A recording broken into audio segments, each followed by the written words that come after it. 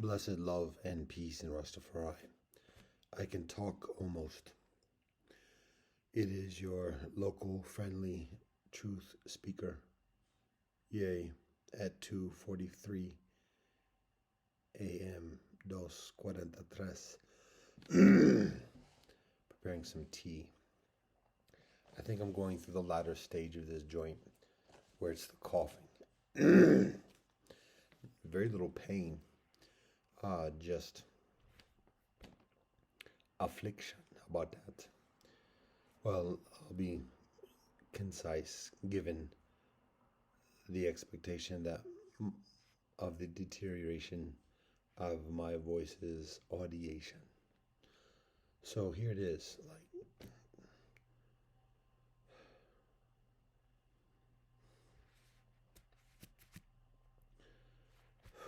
This is another nasty, but particularly for brethren, just to be aware. Do you know what a rectal thermometer is? Another practice of the molestation of the body done by science and medical doctors, normalized, separating child from parent and infusing the influence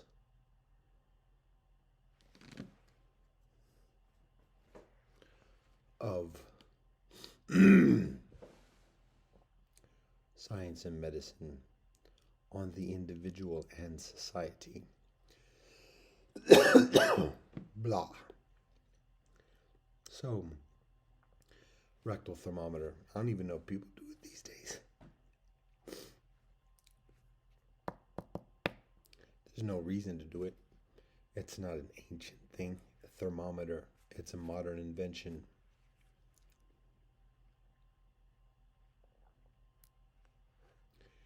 But it's when the temperature, particularly of babies and children, infants, when the temperature, the body temperature, is measured through putting a thermometer in the anus of the baby and or the infant. It is considered a further accurate reading of the body temperature further to the core rather than old school methodologies of under the tongue or under the armpit. Again, this is when it was read by mercury.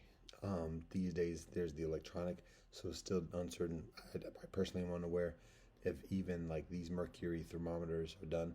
If there's a rectal electronic thermometer, I don't know. I wouldn't be surprised if there is. But back in the day, for a long time, for generations, that was the standard methodology for determining the body temperature of a child, particularly if the child felt warm, to determine fever, and just because the child health is so important. And again, it was communicated as a further accurate way, reliable way of determining the accurate temperature of the body of the child.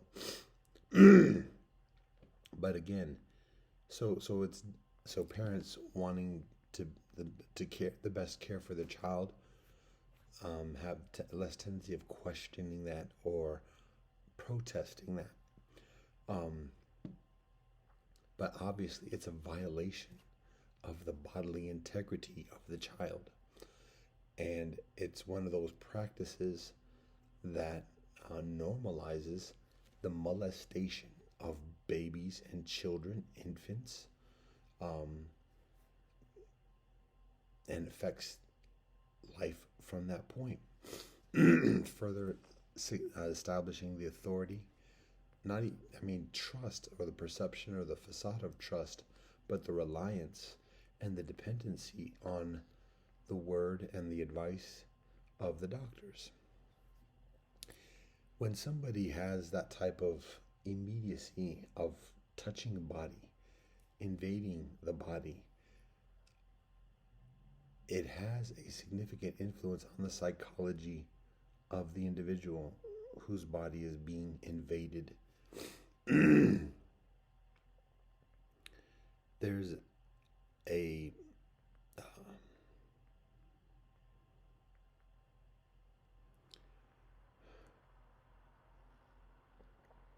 we can talk about cipher, mind meld, um, but I think I'm gonna keep it at that for the moment.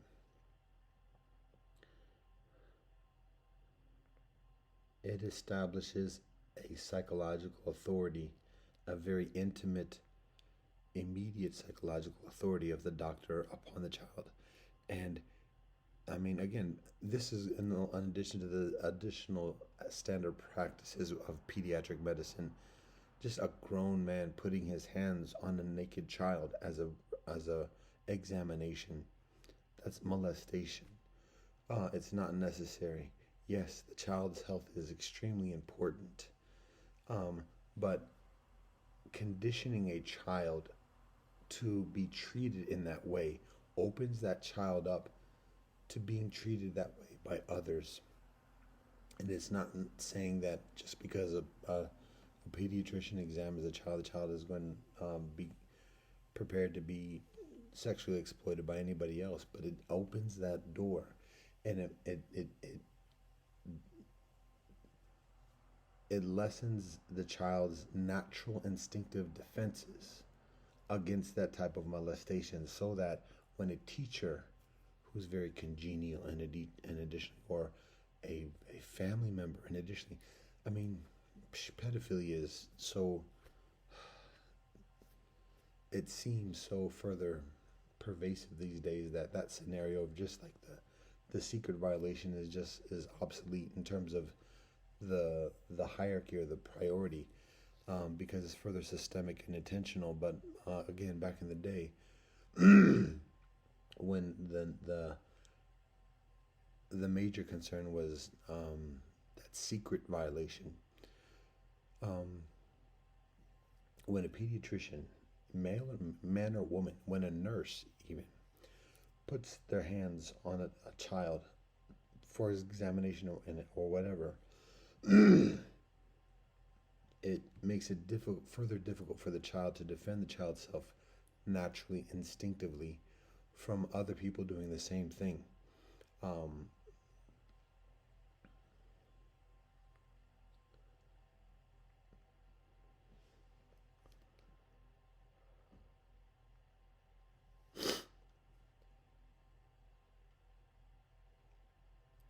I'm going to endeavor to further articulate the nature of the violation, particularly of the rectal examination, particularly for men. It's the virginity of the anus.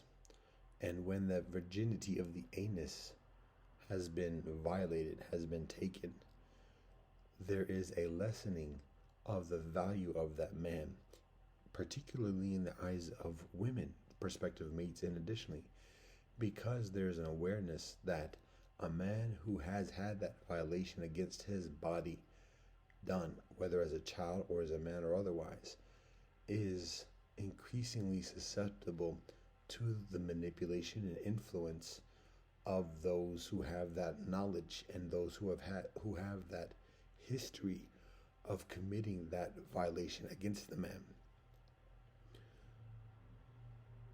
And thus there's further hesitation on the part of the women of committing in relationship to depend upon such a man because of his susceptibility to that abuse, that influence. So, again, rectal thermometer, that's a violation, that's rape. It's rape, it's molestation, and bodily invasion of the recipient. And then additional things like rectal exams. Um, um, colonoscopies. And additionally, as adults, by the time a man gets to that point and people are talking about, I've been in those conversations with family members and loved ones, dear loved ones that I know for years that I grow up with and trust, talking normally about colonoscopies. And additionally, because by that point, the defenses have been already where it's so normalized.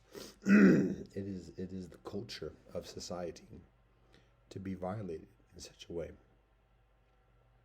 And when people resist that,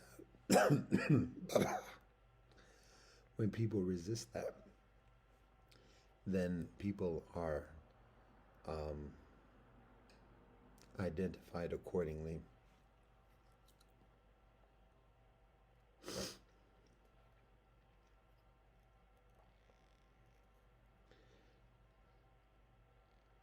It is simply a matter of recognizing the sanctity of the body, the integrity of the body, and preserving that sanctity of the body, the integrity of the body, against any and everyone. Whenever there is an essential necessity of treating a child for a symptom and or otherwise, there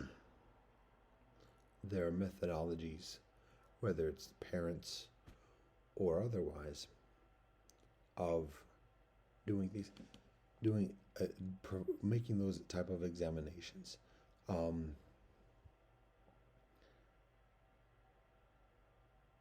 And just recognizing that those practices are not an ancient thing, by and large, around the world. It's not necessary. And it has adverse effects. Again, this is based from personal experience of myself and others, but just recognizing when children are scared to go to the doctor, when children are crying and wailing against going into the examination room because they don't want to take off their clothes and they don't want to be touched by the doctor, that's normal. The parents have to calm the child, and there's the giving of treats and sweets and candies. But again, that's normalizing molestation and breaking children in to get accustomed to the violation of the body. And in that, again, the psychological effects, the people become further dependent upon the doctors for authority and guidance, because there's been that breaking. So it's easier for people to be manipulated. It's easier for people to be guided into things that are unhealthy, and easier for people to be hooked on pharmaceuticals for as a remedy for whatever displeasure or pain an individual is experiencing, because an individual increasingly loses a sense of what is healthy for the individual and has to rely upon the advice of the doctors.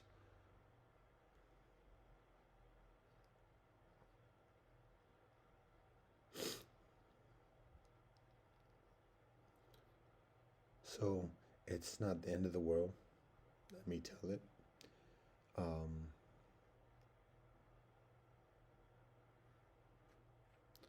Yet it is beneficial to be mindful and aware of the conditions as articulated by some dude in the madrugada with a half-ripped t-shirt upon some naughty dread.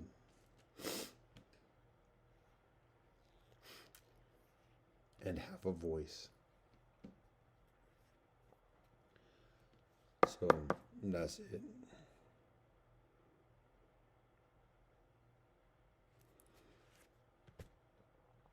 think of something positive to wrap it up.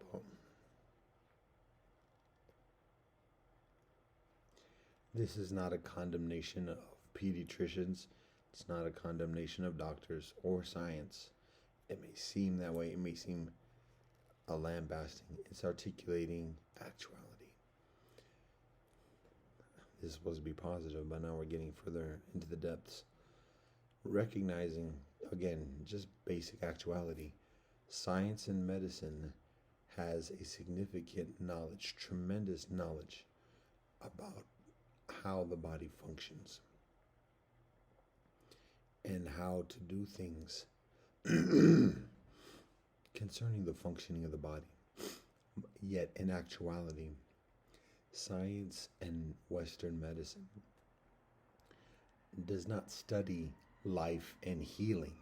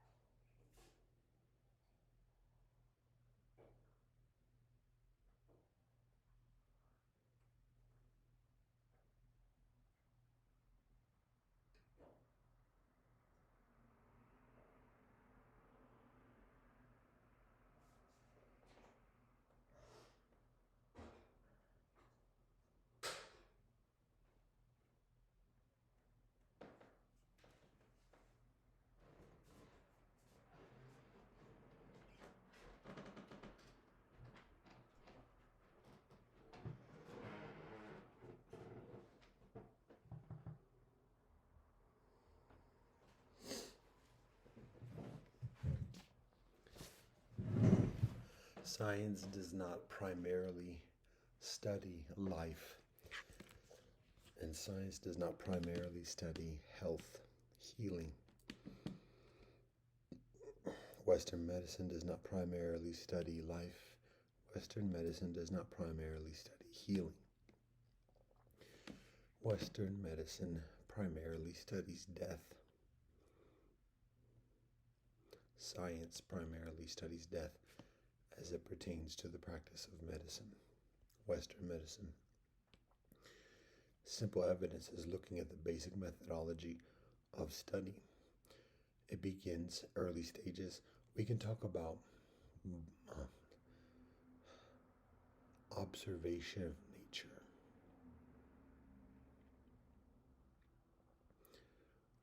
All traditions do that. That's not something that's specifically science. It's part of what science does. But what is increasingly distinctly science, and how science gets a significant amount of it, the knowledge, is looking at biology, the study of biology as it's conventionally done. Biology is a study of life, quote unquote, supposedly.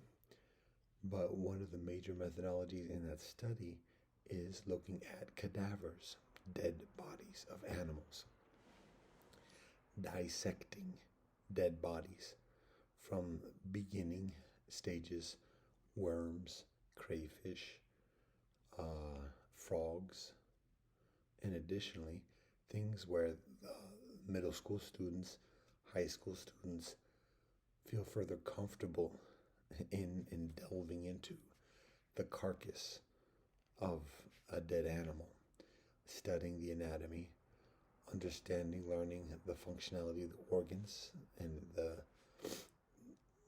the image, the appearance of the organs, recognizing the different parts. That's studying death, literally studying death. And the knowledge that is gained is at the cost of that dead animal. So that's the foundational beginning concept from biology. Chemistry is obviously something different. But it's also detached from life. It's the elements.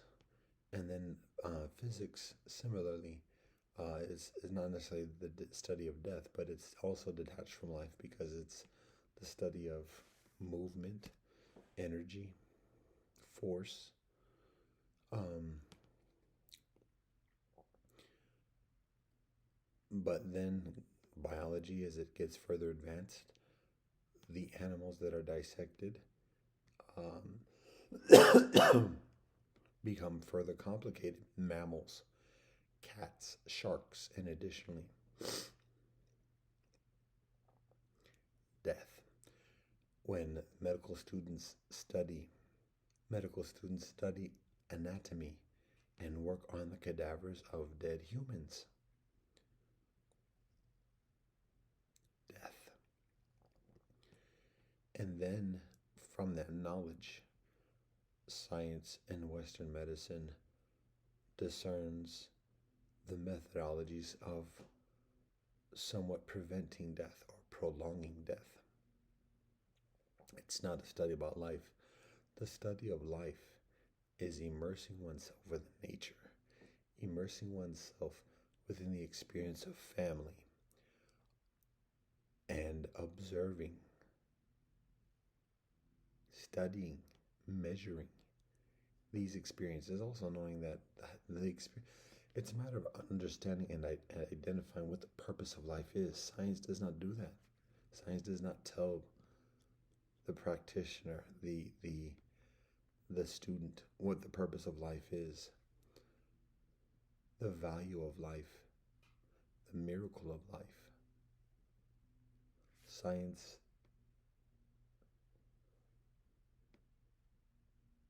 limits everything to what is sensed through the temporal experience and measured. Science does amazing things with that, but it's very limited in understanding the nature and the purpose of life itself. And that's essential when providing healing, because otherwise the treatment is simply a methodology of prolonging death and minimizing pain. That's not life. That's not meaningful. Because the policies, the laws, the norms and expectations that develop from that culture of prolonging death and minimizing pain impose those same types of mentality.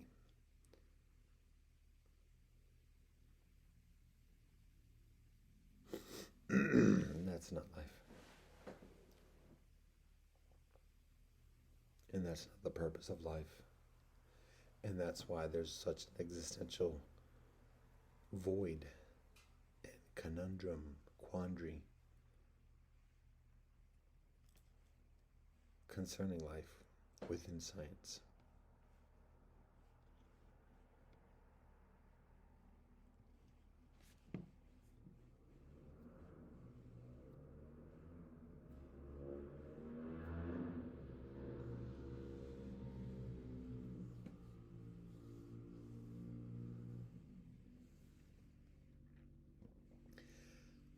I've been without a voice for like 3 days, so obviously somebody thinks I'm getting better because here I am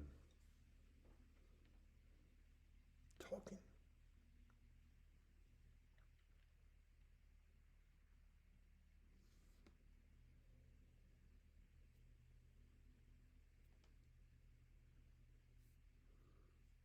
Maybe somebody doesn't think I'm getting better, but somebody thinks I have the ability of doing this because in the past few days it wasn't happening.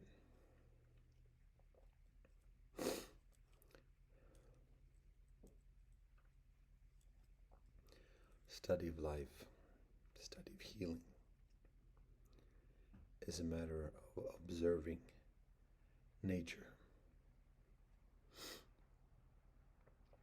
Quantifiably, yes, and beyond quantifiably, inexplicably, it can't be articulated. Sitting for days and just watching trees talk with the wind, sitting quietly, closing one's eyes and feeling the roots of the trees within the depths of the soil, within the cities, within the countrysides, and feeling the vibration of the roots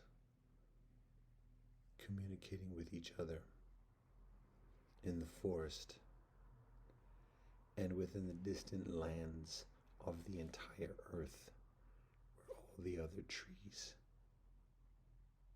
are standing.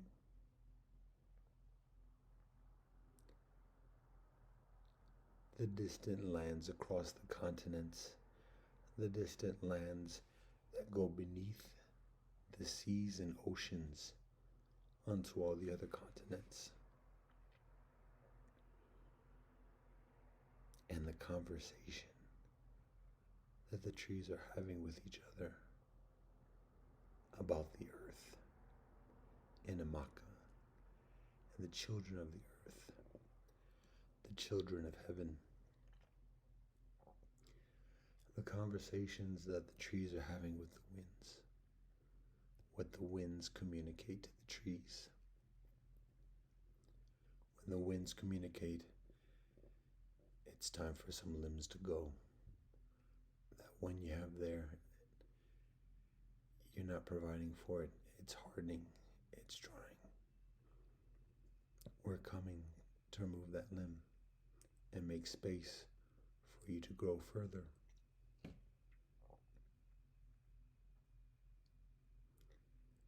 When the winds communicate with the trees and says, it's that season where we are arriving to spread your blossoms, your seeds around the earth around you so that your seeds may grow.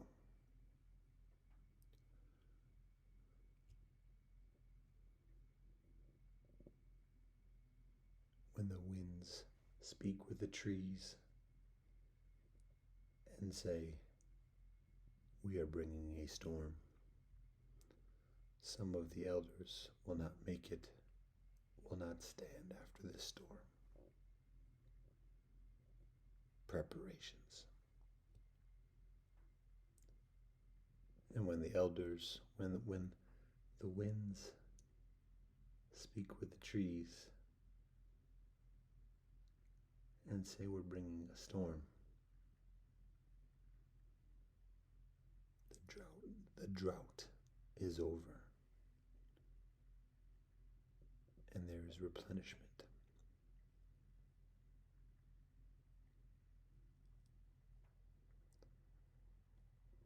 And the trees sit and the trees stand and listen and talk, discuss, debate, argue, reconcile, teach each other about the forest and as the forest. All our relations.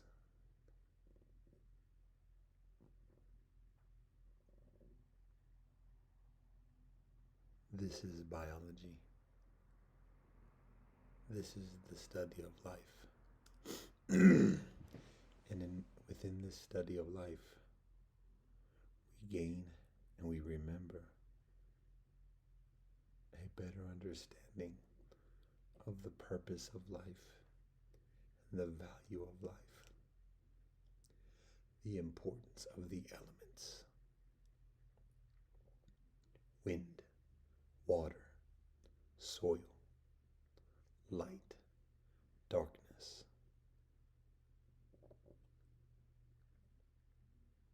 We learn and we remember the importance of seeds and sharing,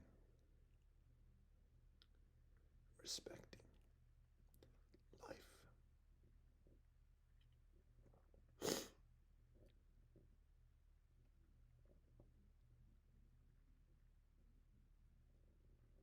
Technology has its place. Technology is valid.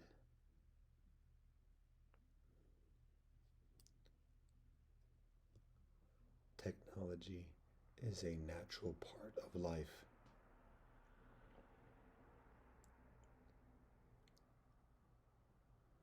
To be honest,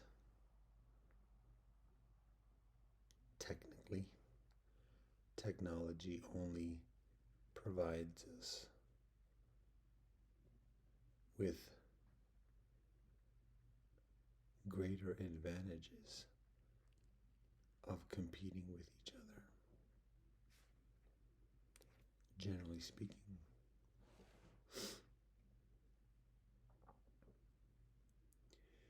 Because without technology, we simply have the garden.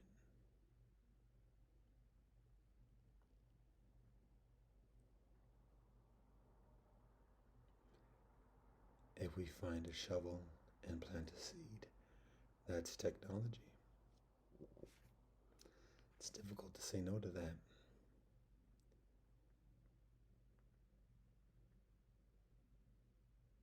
When we find a leaf or some twine and make a satchel and collect berries within that, that's technology. It's difficult to say no to that. When we arrange twigs and sticks to make a shelter, that's technology. It's difficult to say no to that. Clothing, technology. Language, technology. Everything is natural. Quantum physics.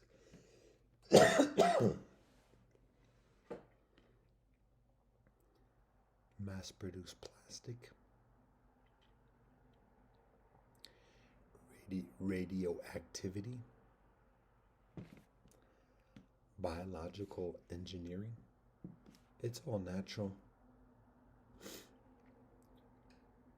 Some things are further manipulated by man, but it's all natural. It all has its beginning and its end and its purpose, its causes and effects, reason, purpose. It's not a matter of getting mad at it, understanding the nature of it. If we find something difficult with it, it's up to us to distance ourselves from that. The trees, presumably, don't get mad at the wind. There's an understanding.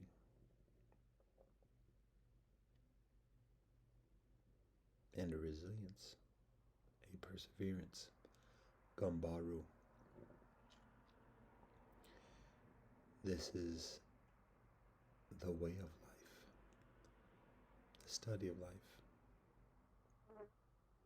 It's a beautiful and miraculous thing, extremely painful.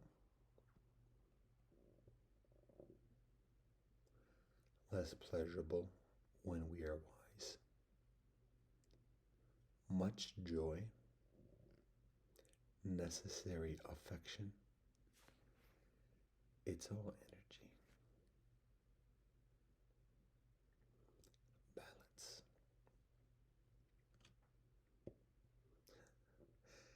At 3:17 en la madrugada. I can almost speak. So I have tea here. I get to say my blessing. How about I say a blessing before I have some tea, whilst it's still warm, active, the molecules.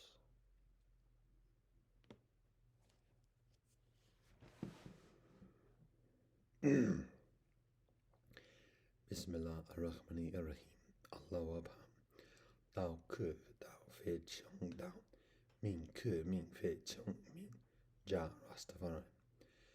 Deus nos quies en cele santificato nomen Vaheguru Sanam. Baruch ata Elohim Eloheinu melech haolam shehekon nihya b'divaro. Amen. Kyrie eleison, sniva mastu savejikatein, sabe sata bhavantu skitatam. Fakabiyam. kwaba upendo na amani fikiri na salami chinta dam per me li above me woman jiga ubuntu shibon fikir kam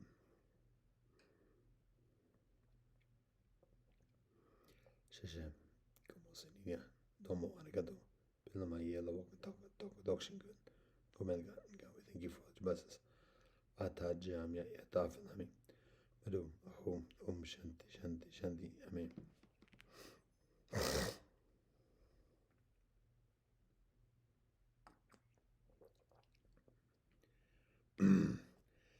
Even just having some hot tea is soothing for the vocal cords, and there's no pain. Don't have a sore throat per se. Did start coughing before I woke up, and runny nose. But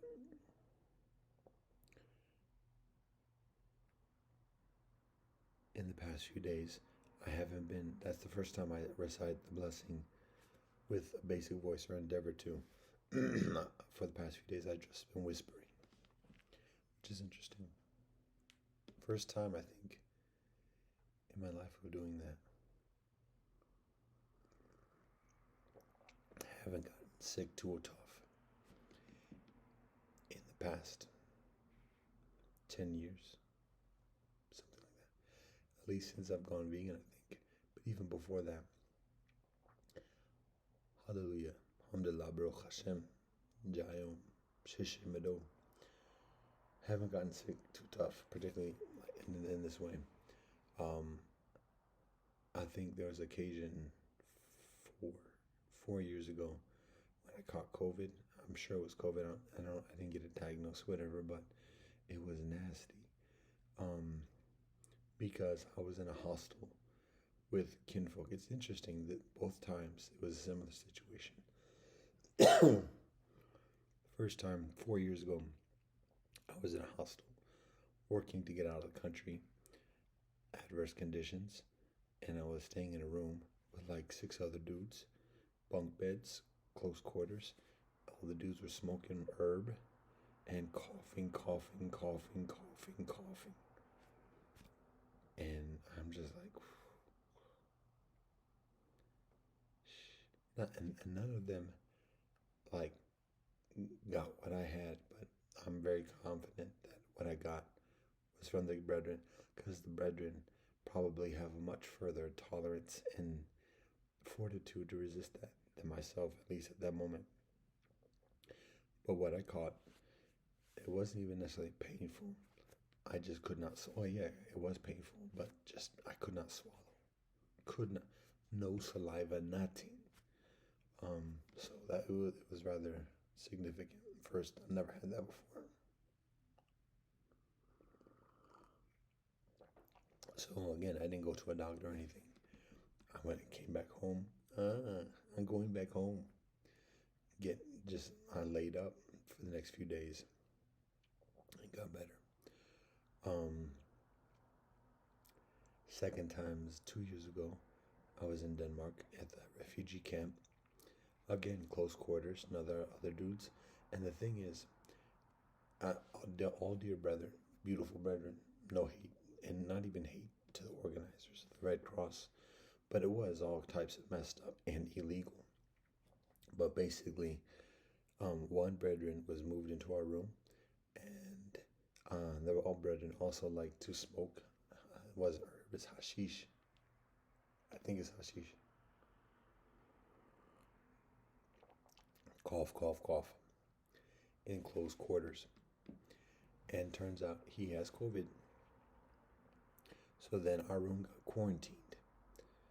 We didn't test, the other roommates and I didn't test for COVID. I don't think we didn't have any symptoms or anything else like that, but it didn't matter. We were all quarantined. We couldn't leave, and couldn't go to the canteen or nothing else. So we were locked. Didn't have it at that moment, but we were locked in the same room with the brother who did. So guess what happens?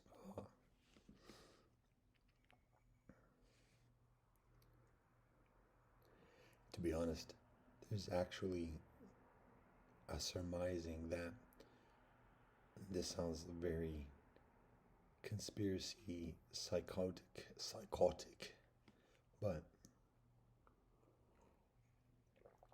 there's actually a thesis that says that the whole scenario was actually staged to determine whether I was actually vaccinated or not.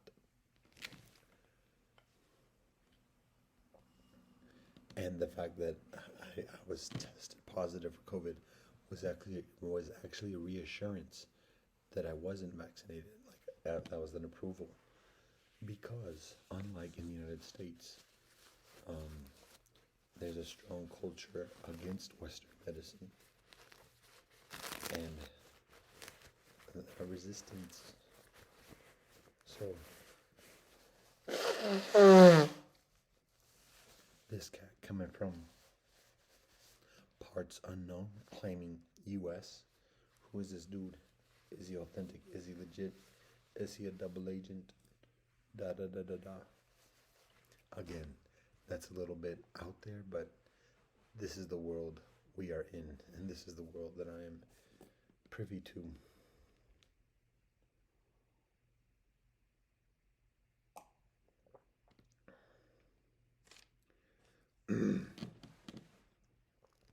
Now we're feeling cozy and susceptible to another hour. I shared a positive. I shared a blessing. What else? I feel yeah, it's not appropriate to get into commentary type stuff at the moment. It's not essential. Um, we can wrap it like this. I'm gonna keep drinking tea by the grace of the Most High. I am going to keep drinking tea by the grace of the Most High.